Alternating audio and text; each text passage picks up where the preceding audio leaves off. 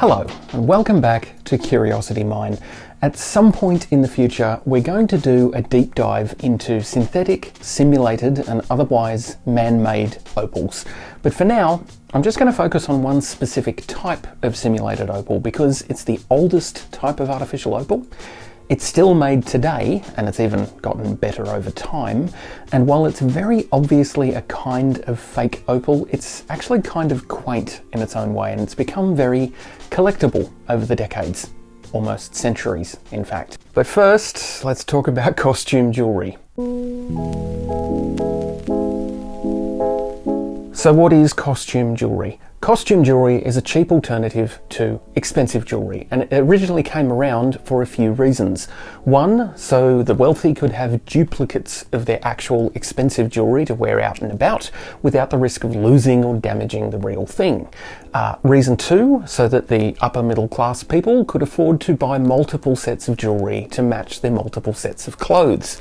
That's exactly how it came to be known as costume jewellery, because it's part of an outfit or a costume, and heaven forbid anyone should be seen wearing the same outfit twice. And the third and most obvious reason, costume jewellery was made as a cheaper alternative to more expensive jewellery, so the less wealthy could afford pretty things.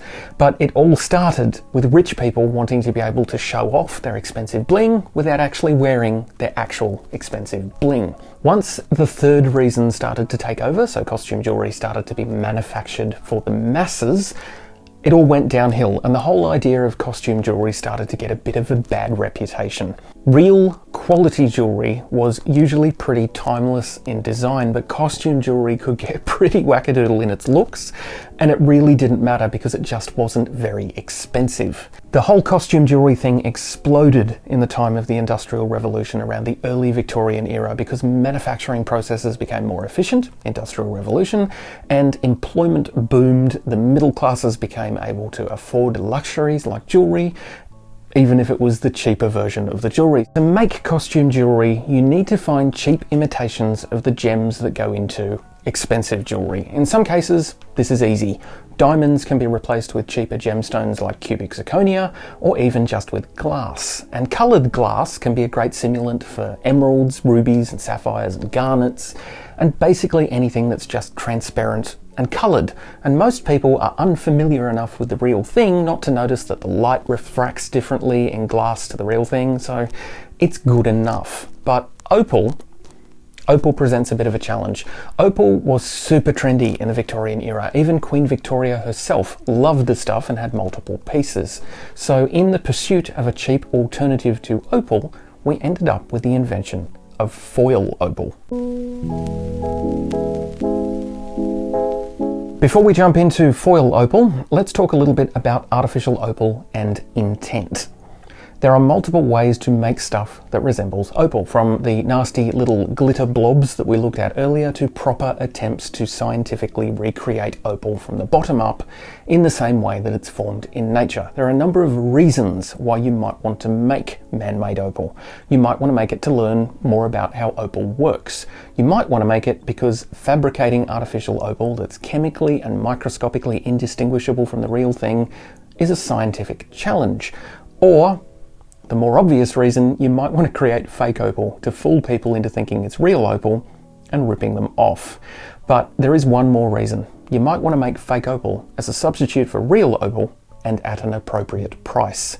And that's effectively what foil opal is. It's the opal equivalent of glass diamonds in costume jewellery. It was just an attempt at making something to take the place of opal in replicas of high quality opal jewellery pieces. Foil opal is exactly what it sounds like. The optical effect of opal, the play of colour, is imitated by a crumpled piece of metallic foil that's embedded in a bead of clear resin or maybe clear glass. And the effect can be somewhat convincing, but you're not likely to fool anyone who has any familiarity with real opal. I have a few examples here ranging from reasonably old to quite new, so I thought we might have a look at those. This is a pretty obnoxious piece. It's a decorative spoon with a pink blob on one end, and the blob is foil opal. This is incredibly cheap and nasty. It feels like the spoon is about to snap, And the blob of foil opal is horribly cast and doesn't look anything like real opal at all. It's very pink, and you can see something weird going on with the piece of foil when you look at it side on, but it's a great example of foil opal that I found in the wild. I think this is a pretty modern piece. It looks like modern cheap manufacture. It's interesting though. But then we have a little box which absolutely screams vintage. I believe these are probably from the 1960s or early 70s, so they're not Victorian era, but they're definitely starting to get up there in age. This is a set of cufflinks and a tie pin, and while they haven't aged well from a fashion perspective, they're not exactly poor quality. The metal of the pieces is quite heavy. The foil opal it's okay looking. The foil is quite fine grained, and it's mostly this weird pale blue or turquoise colour, which would be very unusual in a natural opal, but it has a shimmer to it and some vague play of colour, so it's actually pretty cool. And these are modern, and they're basically just rhinestones. These actually came from a craft store. They're little faceted cabochons, and they're actually quite convincing in their own little way. They have a fairly good range of colour. The foil seems to reflect about 3 colours in the red, yellow and greenish blue sort of range. The real letdown for these is the body tone. Some of them have this weird green tone, and others have a weird blue. But these are a good example of a modern take on foil opal. If they weren't faceted the way they are, they'd probably be more convincing as opal than the glittery epoxy blobs set into the jewellery that I bought online. And then there's this, which is both the most ridiculous and most impressive piece that I've come across so far. Again, this is modern foil opal, so it's made in much the same way as the rhinestones that we just looked at, but this one is interesting for a couple of reasons. One, it's got an extra trick up its sleeve, which we'll look at in a second, and 2, it's just impressive for its sheer size and audacity. Let's have a look what's going on in this. So it has a kind of metallic or holographic foil in it that's capable of reflecting or producing red, yellow and green, which is pretty impressive. But it has this extra trick because the plastic or resin material that the dome of the opal is made of has this kind of Fresnel effect where it refracts a really rich blue from only certain angles, which is pretty cool. It kind of completes the colour spectrum, so the piece actually produces every colour that natural opal would produce, except for purple or violet. It really gives this piece a convincing opal look. So what's the evidence that it's not real? Well, there's a number of reasons. The first one is its size. This thing is ridiculously stupid. If this bracelet was made from real opal, it would literally cost $1 million. $1 million. Probably more, so it clearly isn't real opal. Second is the weight.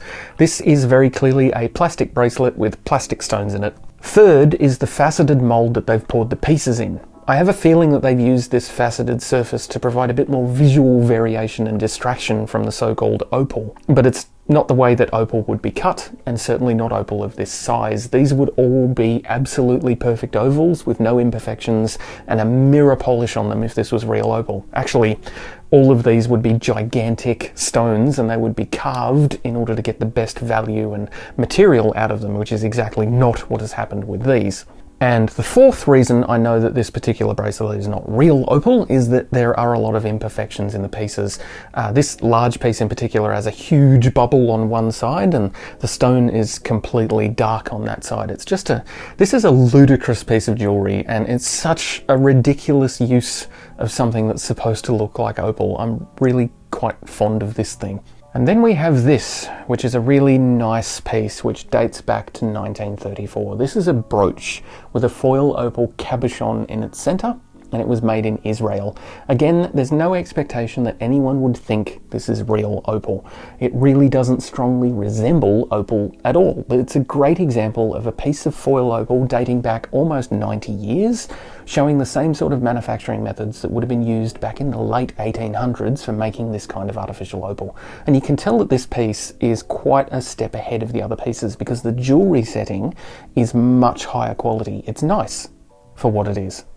So, Patreon is a thing, and if you want to support this channel, there's a link in the description to the Curiosity Mine Patreon page.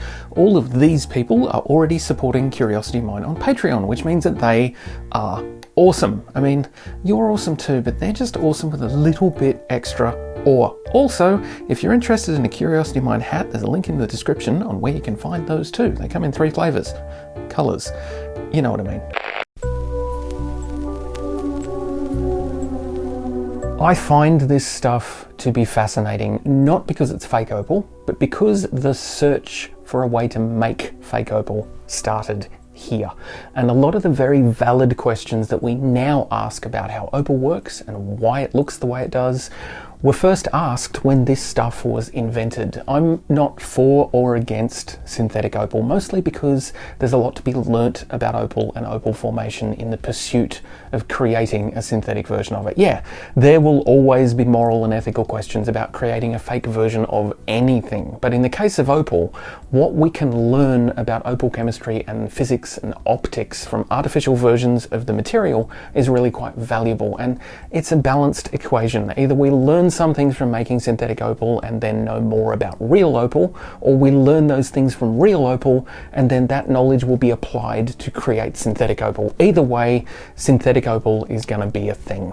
So that is foil opal, the oldest form of artificial opal, and something that I'm honestly quite fond of, particularly because there are examples of foil opal that date back over a century. Not these examples, one of them's close, but examples do exist, and those pieces date back to the Industrial Revolution, and they tell us a lot about material sciences over a century ago. They tell us a lot about problem solving over a century ago, and they also tell us a lot about society and social classes and what people were thinking, what they found important, what they wanted back in the 1800s when this method of creating the illusion of opal was first developed. I also hope that this video has given you a bit more background on the red flags that tell us when we're looking at an artificial substitute for opal, especially when it's as egregious as the material that I bought online in that earlier video. Again, as we've said many times before on this channel, it's best to do your research, familiarize yourself with the appearance and the value of genuine opal, and always buy your opal from a reputable source. Otherwise, let the buyer beware, and like many things in life, if it seems too good to be true, it probably is. If you enjoyed this video, please consider subscribing to Curiosity Mine on YouTube and following along on social media. The links are all in the description on YouTube. And if you liked the video and you think your friends would appreciate it, then please hit the share button and throw it out there for people to watch. It really helps. Thank you for watching.